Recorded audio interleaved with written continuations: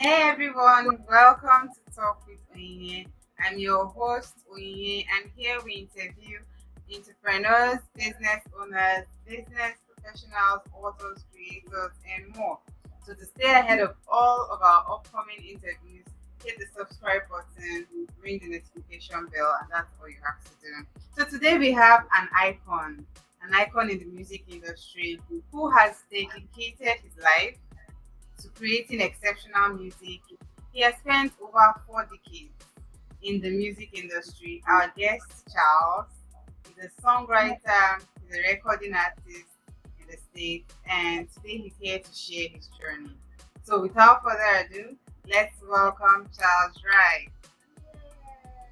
Hello, hello, hello. Hey, how are you doing today? All right, you look good. You're glowing, pretty lady. Yeah. Thank you so much. Thank you so much. So I have a lot of questions, but the first one I really wanted to get to know was why did you decide to go into the music industry? Was it something you already knew how to do? You know, where did you know right from the get go, or was it something you had to find out along the way? I had to find out along the way. I really had no aspirations of getting into the music industry. uh, I just couldn't imagine myself doing such a thing. But, What until did you always want to do? I want to do better than I've been doing before. I, I was born in a cotton patch. I started my career out picking cotton, so I wanted to do better than that. And when my family moved to California, uh, until then I wasn't hip to secular music because my father had been programmed to think that uh, secular music or the blues music was the devil's music. His sharecropping boss had convinced him of that, and so we never heard the music in my household. We could listen to gospel music, strangely enough, country and western, but we couldn't listen to the rest of the R&B and secular music. So when I was walking home from school in Los Angeles, the kids were singing all these songs they heard on the radio. I wondered where they had heard them. I asked them, and they said that radio show they listen to every day. So I started sneaking and listening to that. And before you knew it, I was in love with it. Then I went to high school. First day I went to high school, I was sit down to eat lunch outside at a table, and I heard this beautiful noise, like something I never heard before. So I got my food up, and I followed my ears. It kept stopping and it kept starting. I stopped. I wait till it started again.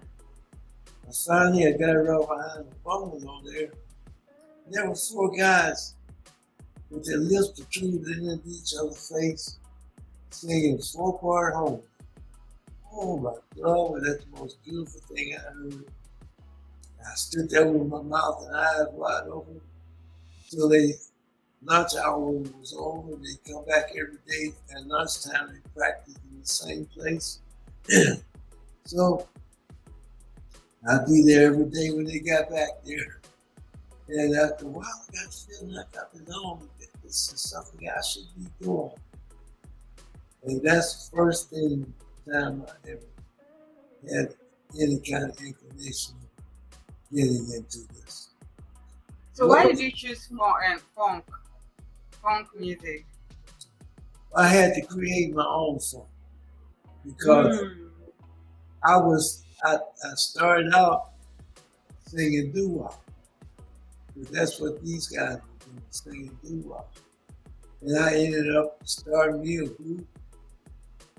And before you knew it, I had my first Uh, After about 8 months of that, I had my first hit record, and so I sang that with that group, and then when it broke up, I got involved with another group. They had another hit record.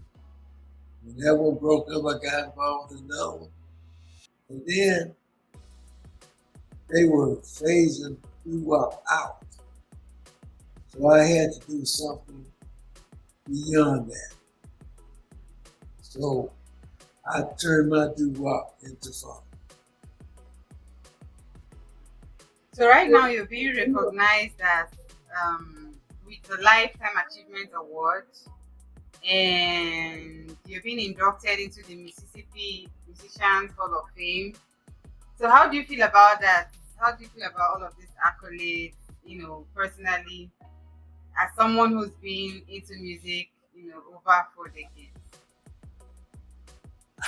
I just learned about that a couple of weeks ago. Frankly, somebody told me that I was inducted, but I don't do my music for that reason.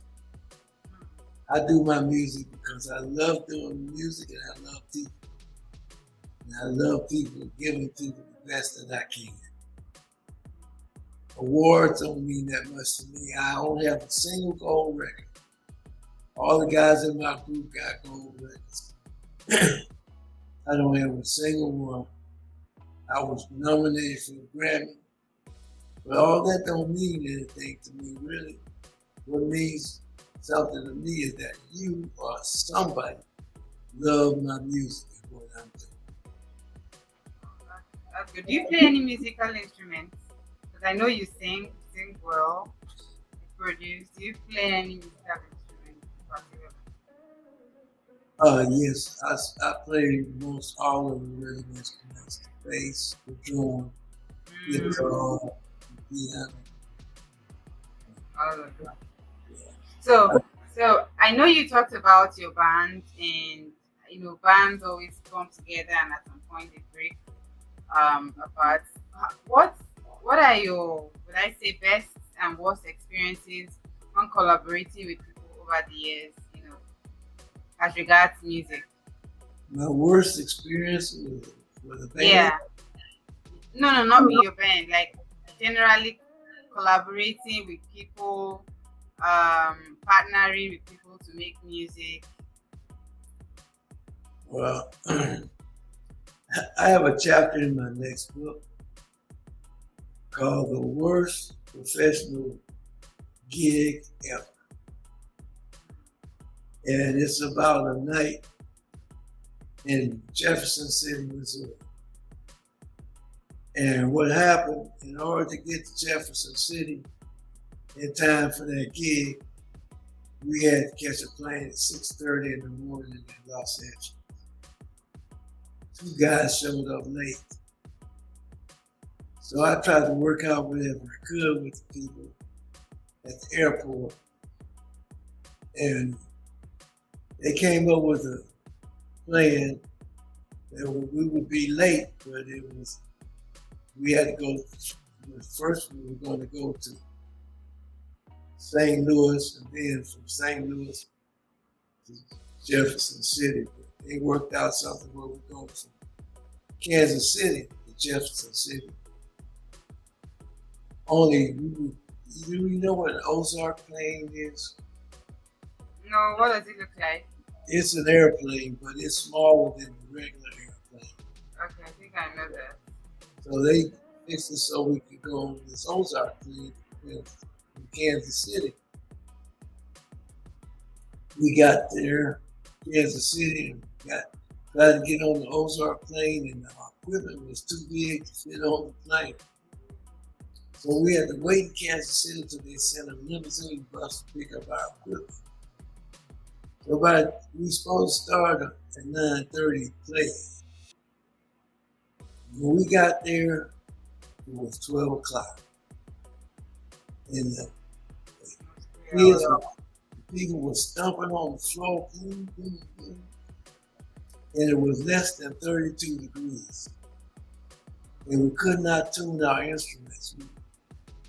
We didn't even have time to tune the instruments, and when the weather's cold, instruments they go all kind of ways.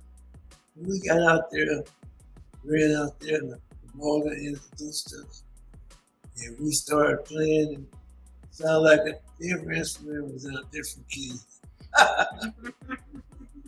Oh, that was the worst night.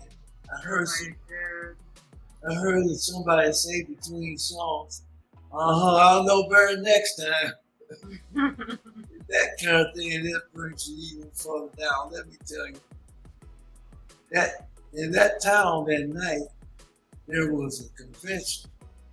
There wasn't a hotel room available when we got through.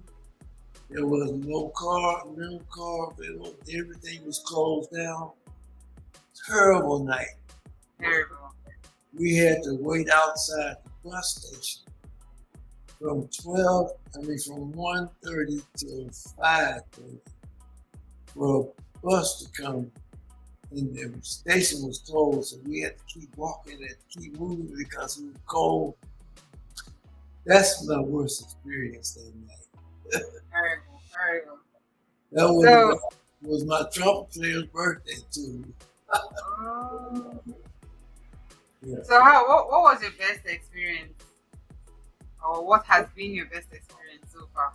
Always my best experience is when I get on the stage and everything is right and I perform. I do my best when I get on the stage. That's just how I am. And yeah. Yeah, so go ahead. I wanted to know your music express yourself, right? When it blew up, how did you feel about it? Did you know it was always going to blow up? Or was it something that took you by surprise? That's another thing. No, it didn't take me by surprise. I wrote the song at Texas A&M College in Texas. Well, we were performing. We had a hit song called "Do Your Thing," and it ended like that. The kids kept stomping and clapping, and only God made me say it. I said, "Express yourself." They went, "Wow." I said, "Wow." So I said, "This might be something." So I took a pad, a pencil, and a guitar. Went to my hotel room that night and I wrote the song. By the time I got home the next day, I had the whole thing together, my arrangement and everything in my head when we got off the plane. So I took the band in the studio and recorded, but it just didn't work out. It just wasn't working. So 2 or 3 days later, I decided I'm going to call just the bass player and the drummer and the recording engineer. We're going to go in here, we're going to cut this track. And that's what I did. I called. And we went in and we played Express Yourself to our heart's content. And I knew it was a hit. So I took the track, and I brought it home and called the horn players and had them to come. No, they didn't want to play on it. They said it was a piece of junk. So I threatened them. I used to be a studio musician, so I said, I'm going to call some of my own studio buddies in there. They're going to be glad to play on it. So they grumbled, but they played it. Then I took it to the record company, and the president said, "It's a piece of shit." I said, "Just put it out, man. It's a hit. Just put it out." He said, "Yeah, all right." So we were working in a nightclub in Detroit. A couple of weeks later, when the first copies came off the press, I had 2 of them sent to me in Detroit. And the guy that owned the nightclub was a disc jockey. I gave him the record. He went in his office. He played it, and he came out and said, "I think you made a mistake this time." So, but I'm going to play it anyway because you guys are doing such a good job. Look, I knew all along it was a hit. I felt it while we were doing it. Well, this same guy that just told me that I made a mistake, I ran into him about 10 years later in a hotel room where they was having a record convention. I told you it was going to be a hit, didn't I, Charles? I let him get away with it. I said, yeah, man, you sure did. But he told me I made a mistake. But I can imagine how what he felt when you said that. How's that? I can imagine what he felt when you said that. Like, well, I don't know if he believed he told me that or not. People do strange things. yeah. So right now you're working on another project, your hand, right? Yeah. And I've had a sneak peek of what it sounds like. So tell me, what was your inspiration to come up with such? Well, when that guy told my father, he was a sharecropper boss, that the blues was the devil's music, and my father believed it, and for years I avoided the blues because my father felt that way. But that music, the blues, the reason the blues has such an effect on people is because the way it makes you feel. So if I go to church, I get the same feeling. So this devil's music is God's music. So I have recently decided that we're about to lose the blues because all the blues players now are using electronics to make their music. And we're losing something very, very, very special. And I decided if I'm going to do anything about it at my age, only thing I could do was to make a good blues record. Yes, your hand.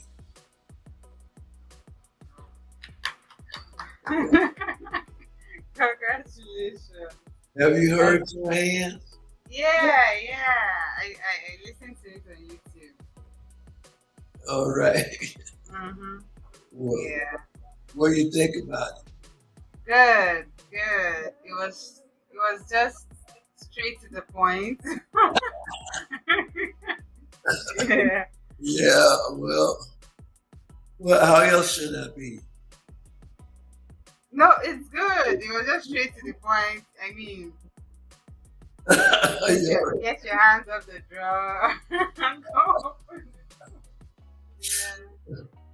Okay. I did that song for the first time last weekend at an affair for my friend Billy Foster, and the place was full of people, mostly women for some strange reason. And I did that song, and I sang the first verse, and I could see that they were curious. This is the first time I did it in public. And I did the second verse, and then I could feel them in the room. They said, "Are you talking about what I think you're talking about?" And then I got down to the last part about the batteries, and that place exploded. Yeah. The women went off. They loved it. Yeah. What has been your greatest challenge? The greatest challenge so far? Getting my messages across. Mm. Basically, yeah, because I sing sometimes about subjects that nobody else is thinking about. And sometimes some people don't like what I'm saying. I have one song that's very controversial, but it's been recorded by Ray Charles, Della Reese, Les McCann, group called Courtship, another group called, I can't think of that group's name, but it's been recorded by more people probably than any of my other songs that self-express yourself. Nobody's ever had a hit of it because it's saying something that we need to hear, but we refuse to listen to it. It's called Comment. If all men are truly brothers. Yeah, so with someone like you who has say over 40 years experience in the music industry, and you've gone through, you've had your best times, you've had your worst times, you've had so many challenges. What advice would you give to new upcoming music entrepreneurs who are trying to struggle, you know, who are trying to juggle things out? My advice is probably something they can't really take right now, but my advice would be to learn the theory of music and play real instruments and leave the metronome that they're using alone. You know what a metronome is? No. Metronome is they go click, click, click, click. You practice piano by. Oh yeah, yeah. There's no emotions. So what they've done right now is we're at the stage right now where they're taking the emotion out of music. When you take the emotion out of music, take the spirit of it. And that's why I'm trying my best to do whatever I can to contribute to the blues, to keep the blues alive. How do you manage stress when things go south? How do you manage stress? How do I manage what? Stress. Stress? Yeah. Play music. Hmm. That's what God gave us music for. One of the main reasons is to eliminate stress. You know, there's a book I read called Indelible, and it's a very important book. It talks about our child. There's one chapter in there about a child who watched his father chop his mother up and mutilate his mother because he was working in the gold mines and he was stressed out. And so they explain in that chapter how music is designed to keep us from doing things like that. Music is the spirit in music. It's what's important that keeps us going. You take the spirit away when you start using these electrical instruments. And I'm one of very few people out here beating the drum about that, but I think that's important. Once we lose all of our emotions, I think we'll be in a chaotic situation. So let's put the emotion back in the music. Important. You talked about a book you're writing. Oh yeah, my book. I've written it. I have one book out, up from where we've come, but that didn't involve my show business life. My next book is all about my show business life, and it'll be out later on this year. And the title of it is "Express Yourself." That's exactly what I do. Express myself. Yeah. So how has writing the book, come along? I've been writing for the last 4 years. I just had never decided to condense it and put it in a book until a few years back, maybe 3 or 4 years back. And I'm proud of my books. So why did you want to write a book?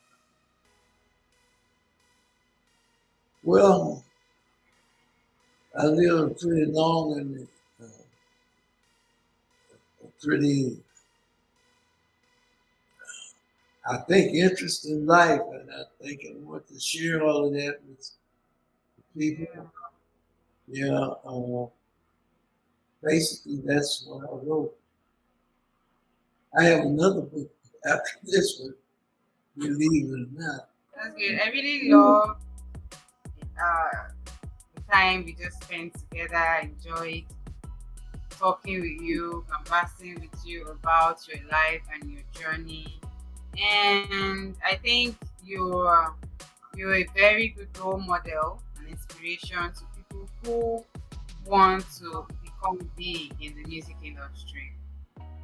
So thank you so much for having time to be with us here. Thank you. Well, hope I ain't been a bore. Okay, thank you. You're beautiful, and I love just watching you grow. Thank you. Thank you so much. Yeah. Thank you. So that's it, guys. We had Charles here, Charles Wright, with us here. If you want to know about him, you can check him up on YouTube as Charles Wright, and or go to his website www.expressyourself.net. I mean, he is exceptional. So thank you so much, Charles, for being here with us. And until next time, guys, bye. Thank you, and that's expressyourself.net. Net, yeah. Love you. Love you too.